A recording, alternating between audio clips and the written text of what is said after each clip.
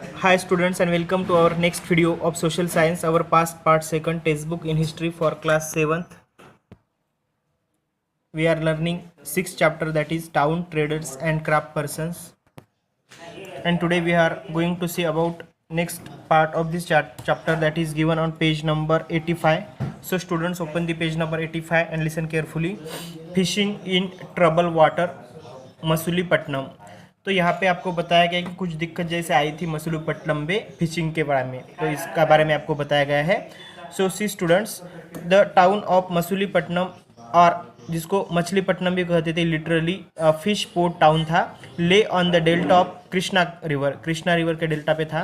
In the 17th century it was a centre of intense activity, यानी 17th century में ये बहुत ही important जगह हुई थी। Both the Dutch and the English East India companies attempt to control Masulipatnam as it become the most important port on the Andhra coast का एक important port बन गया था, इसलिए जो भी डच थे और ईस्ट इंडिया कंपनी थी, इनका कंट्रोल मसूलीपट्टनम पे था। The fort eight Masulipatnam was build by Dutch, और डच का यहाँ पे कंट्रोल होने के कारण यहाँ का जो भी फोर्ट था मसूलीपट्टनम का, वो बिल्ड किया था डच लोगों ने। ओके सी स्टूडेंट्स, आपको यहाँ पे पुअर फिशर टाउन के बारे में थोड़ा सा डिस्क्रिप्शन बताया गया है मछलीपट्टनम का, बाय विलियम मेथवर्ड ने किया है। A factor of the English East India company इन 1620। देखो फैक्टर का मीनिंग क्या है, फैक्टर आपको साइड में भी बताया गया। फैक्टर का मीनिंग क्या बताया गया है, official in charge of trading activities of the European trading companies. यानी फैक्टर का मतलब कैसा कि एक ऐसा पर्सन होता था कि जो भी पूरी ट्रेडिंग की जो एक्टिविटी होती थी उसका ध्यान रखता था। ओके तो यहाँ पे जो भी इंग्लिश ईस्ट इंडिया कंपनी के जो भी फैक्टर है, उन्होंने डिस्क्रिप्शन किया था विलियम मेथवर्ड ने। मछलीपट्टनम का थोड़ा सा बुरा डिस्क्रिप्शन यहाँ पे बताया गया है। ओके देन स्टूडेंट्स, जो भी कुतुबशाही रूलर्स थे गोलकोंडा के, impose royal monopolies on the sales of textile, spices and other items to prevent the trade passing completely into the hands of various East India companies. यानी कैसा था उस टाइम में कि जी अगर राजा की परमिशन है तो राजा की परमिशन से ही कोई भी चीज़ यहाँ पे बेची जाती थी। First competition among various trading groups, the Golconda nobles, Persian merchants, Telugu Komati, Chettis and European traders made the city populous and prosperous. यानी बहुत सारी कंपटीशन की वजह से सिटी भी पूरी ये समृद्ध हो चुकी थी Masulipatnam. As the Mughal began to extend their power to Golconda, their representative the governor Mir Jumla, who was also a merchant, वो मर्चेंट थे, began to play of the Dutch and the English against each other।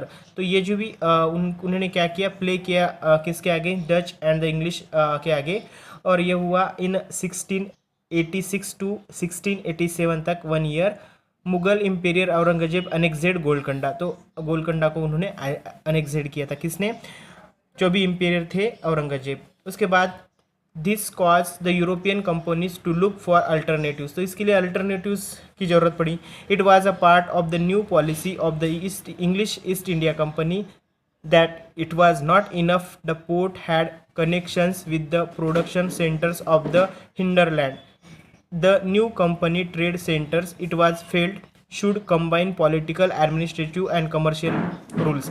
यानी ऐसा फिर फेल्ड हुआ, ऐसा लगा कि जो भी न्यू कंपनी के ट्रेडिंग सेंटर से उनको कंबाइन होने चाहिए पॉलिटिकल, एडमिनिस्ट्रेटिव और कमर्शियल रूल्स के साथ। Okay as the company traders moved to Bombay, Calcutta present day जिसको कोलकाता कहते हैं हम, and Madras present day Chennai, Masulipatnam lost both its merchants and prosperity and decline in the course of 18th century. और बाद में मसूलीपट्टनम जो है कोर्स ऑफ टाइम में डिक्लाइन हुई। Being today nothing more than dilapidated little town, सिर्फ एक लिटल टाउन बचा है। ओके देन स्टूडेंट्स, अबाउट बताया गया है न्यू टाउन्स एंड ट्रेड्स, जो भी ट्रेडर्स यानी जो भी न्यू टाउन्स वहाँ के थे और न्यू व्यापारी थे, उनके बारे में बताया गया है। See in the 16th and 17th century की बात बताई गई है। European countries were searching for spices and textile which had become popular both in Europe and West Asia. यानी जो भी यूरोपियन कंट्रीज थी वो सर्च कर रही थी, ढूंढ रही थी स्पाइसेस और टेक्सटाइल के लिए बहुत सारे पॉपुलर कंपनियों को, यानी यूरोप और west Asia. The English, Dutch and French form East India companies in order to expand their commercial activities in the East. Initially, great Indian traders like Mullah Abdul Ghaffar and Varji Vora, who owned a large number of ships, competed with them. However, the European companies used their naval power to gain control of the sea trade and force Indian traders to work as their agent. तो क्या हुआ, जो भी European companies थी उन्होंने जो भी naval power है उनको यूज़ करके कंट्रोल हासिल किया सी ट्रेड पे, और जो भी हमारे इंडियन लोग थे, इंडियन ट्रेडर्स थे, इंडियन व्यापारी थे, उनको फोर्स किया गया उनके साथ कि उनको वर्क करना है एज देयर एजेंट्स, यानी यूरोपियन कंपनीज के एजेंट्स करके जो भी हमारे इंडियन लोग हैं उनको ट्रेड करने को फोर्स किया गया. Ultimately the English emerge as the most successful commercial and political power in the subcontinent. Then आपको बताया गया the spurts in demand of goods like textiles led to a great expansion of the crafts और spinning, weaving, bleaching, dyeing etcetera, with more and more people taking them up. Indian textile designs become increasingly refined. तो जो भी Indian textile के design थे वो refine होने लगे. However, this period also saw decline of the independence of craft person. तो ये भी कोर्स डिक्लाइन हुआ.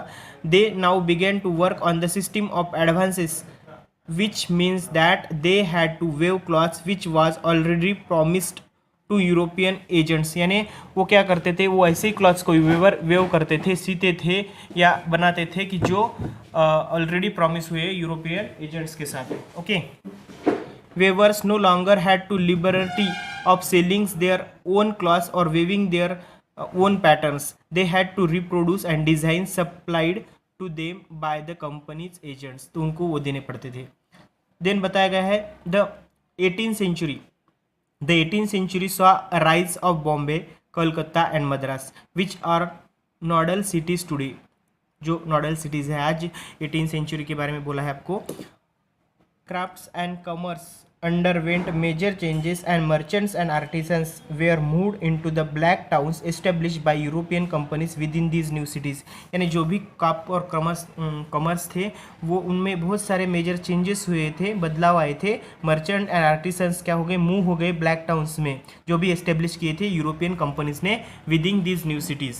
द ब्लैक्स और native traders and craft persons were confined here while the white ruler. जो भी फाइट रूलर से occupied the superior residencies of Fort Saint George in Madras और Fort Saint William in Kolkata. The story of crops and commerce in the 18th century will be taken up next year. और जो भी story है craft और commerce की इन the 18th century ये taken हुई है, हमने लेना है नेक्स्ट ईयर में. ओके, यहाँ पे आपको एक पिक्चर बताया गया है बच्चों. See you can see this picture. इस पिक्चर में आपको दिखाई दे रहा है फिगर 8 में बॉम्बे स्ट्रीट. बॉम्बे का उस टाइम का रास्ता है, अर्ली 19th century की ये बात आपको बताई है. ओके,